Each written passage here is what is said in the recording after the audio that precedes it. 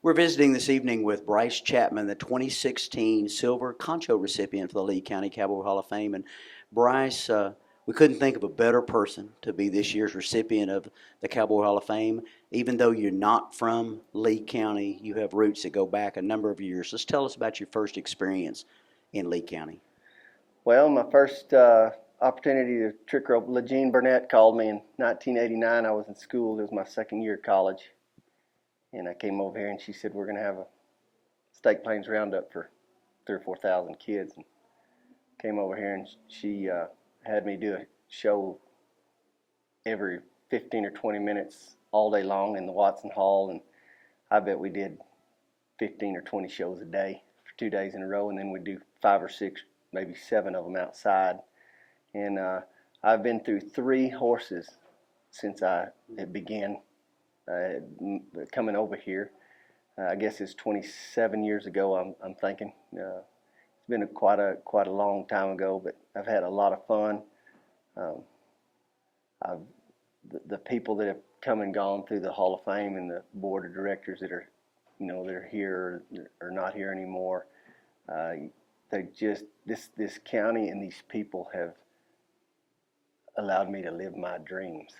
And you're one of the few performers, the only performer who's been a part of every single State Plains Roundup. And in the award ceremony tonight, we talked about probably literally tens of thousands of kids have seen you perform and learned about the cowboy way of life and watched you rope and enjoy what you do.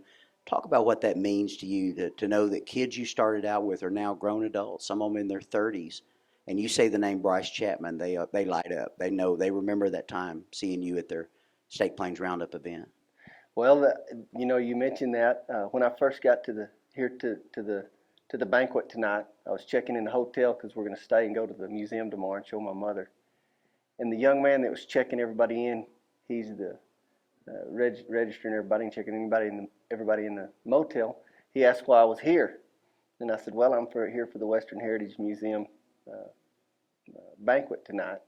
And he goes, "Oh, well, that's right down here in this banquet hall down here." And I said, "Well," he goes, "My favorite time that I'd ever had in school was when I went to the Lee County Cowboy Hall of Fame, and there was a guy there, he was trick roping.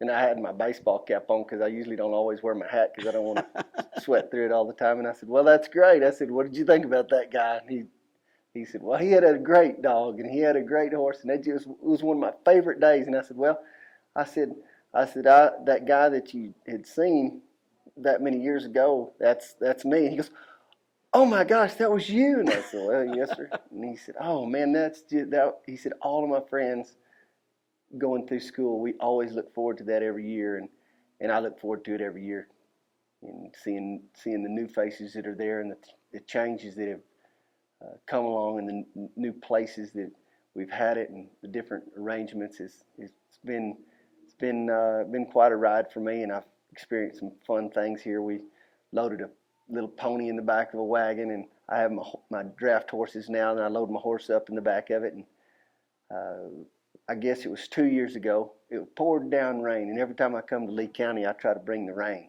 We appreciate that. That's what I tell everybody, because every time I see them come over here, it rains. And I guess it had rained 14 inches that year. And I had never loaded my ducks in the back of that wagon. And I guess you were emceeing it, and you asked, "What do you have in that wagon?" About that time, my ducks had flown out. And I said, and before that, I said, "Hey, what I caught outside, they don't even know what water is out here in eastern New Mexico." And so anyway, they flew out, and it was kind of fun. And I've used those ducks ever since. And that was the first time that they'd ever loaded in the wagon during a live performance, was here. But you've affected the lives of multiple generations now. You talk about 27 years, 1989. The things have changed, over those years, but the values are still the same. And every year I notice that you try to teach those values to the kids about, roping and riding and the cowboy way of life. And talk about what that's meant for you over the years, that you've grown up being a performer in the eyes of people. What message have you tried to bring? You know what, the message that I like to relay is to the kids is you can still even though you don't have anything to do with animals per se in town, or you always dream about it. And what I try to do with my performances is let people know that their cowboys are still out there, because there are real cowboys still out there. And mine is kind of my depiction of it is a little more glamorous than the real life type cowboy, even though I do shoe some horses that kick, and you have to be careful around them. That's what I want them to do. As a matter of fact, we had a little thing last year with the horse, and I brought my horse back in there after he had stepped on a rope bag with some plastic bottles under it.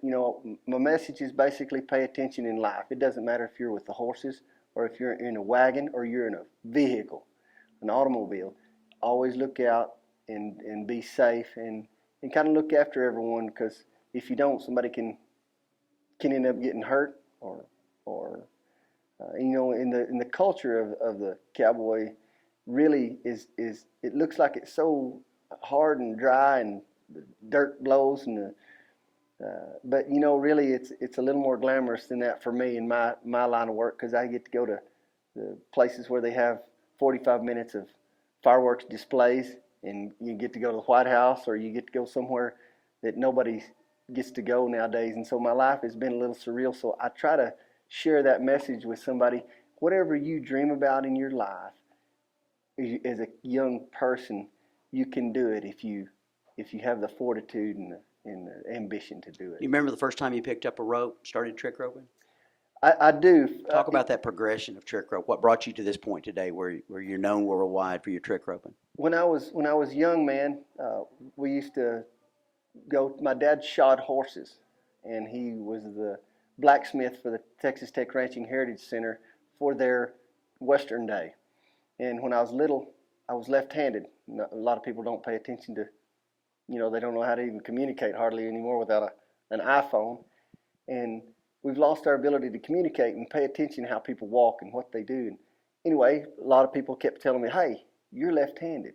You're not going to be able to rope very good. And they just wanted me to rope right-handed. And that was basically what they wanted me to do. Well, I thought, I was a little stubborn. I said, I can rope left-handed. So then they'd make me spin a rope, or tell me, try to spin it, make your loop do a certain maneuver, and I would, and I'd perfect it, and then it just kind of built on itself. And the next thing you know, I was getting out of elementary school and going and roping a mascot at a pep rally, or I would have a show for somebody's church or somebody's wedding. And as time went on, I progressed and had horses that I'd trained to be involved in my act. Matter of fact, the first horse that I used here at Lee County at the Hall of Fame was a 4-year-old mare, and I had trained her to bow and lay down. That's all she would do.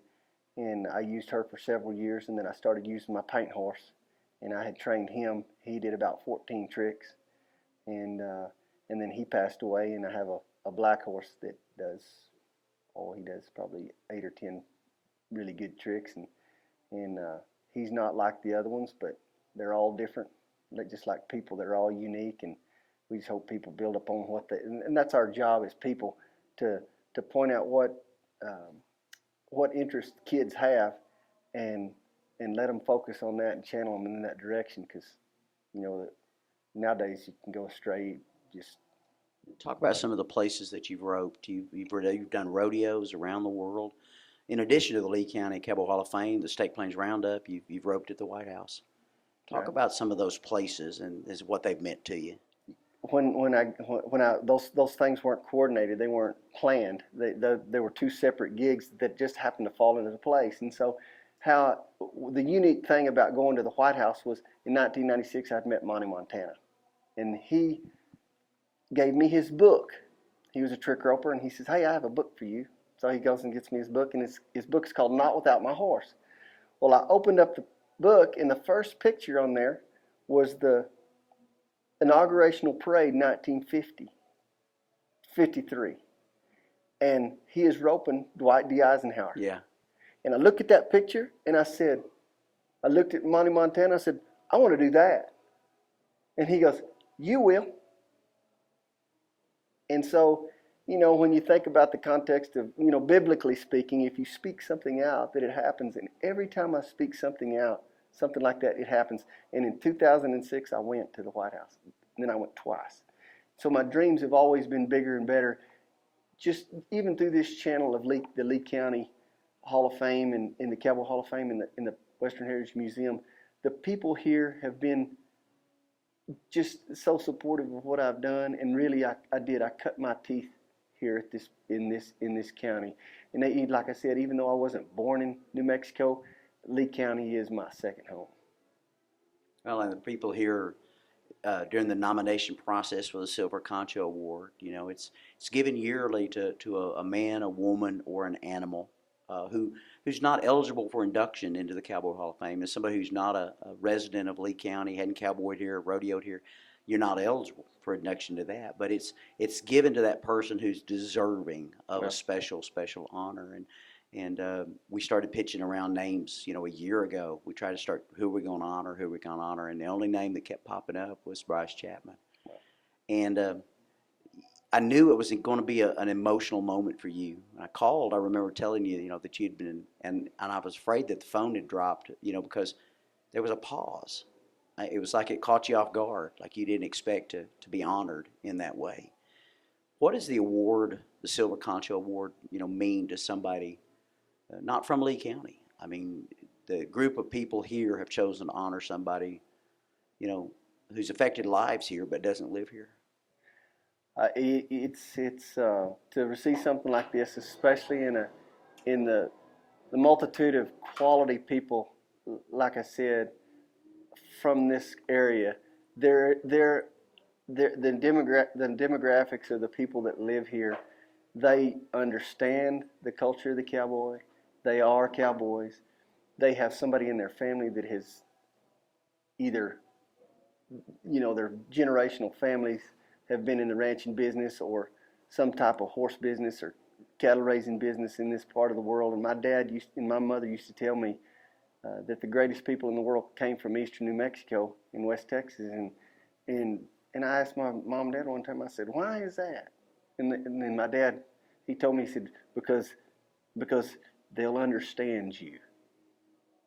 And as time's gone by, they understand what hard work it takes to get to where they are, and I feel grateful that they even acknowledge my name in their conversations from a perspective of what a cowboy thinks about. It's just it's meaningful, it's impactful, it's profound. So talk about the hours of practice, because to be a good roper, be it a calf roper, a steer roper, it takes practice. And what you do obviously takes practice. How many hours? And talk about that whole learning curve and how you might relate that to kids who are saying, I want to do that someday. Oh gosh, anybody that's wanting to practice to be a great roper, like the ones that are in this, that have come from this part of the world, all they have to do is just keep the rope in their hand and be around those mentors that are the best in the world, because obviously the best in the world came from here, because there's more world champions come out of Lee County than anywhere. And for me to be recognized by a group of people that are involved in something like that, it means a lot to me, because you have a conglomerate of a lot of people that have your best interest at heart, like the Silver Concho Award that I've received. For to be a recipient for it is, it's pretty humbling. I was looking at the audience tonight as we were doing this and counted probably 20 world champion belt buckles. There were men and women in that audience tonight who are the best in the world at what they do, and for them to nominate you and to honor you in that way has got to be really moving for you.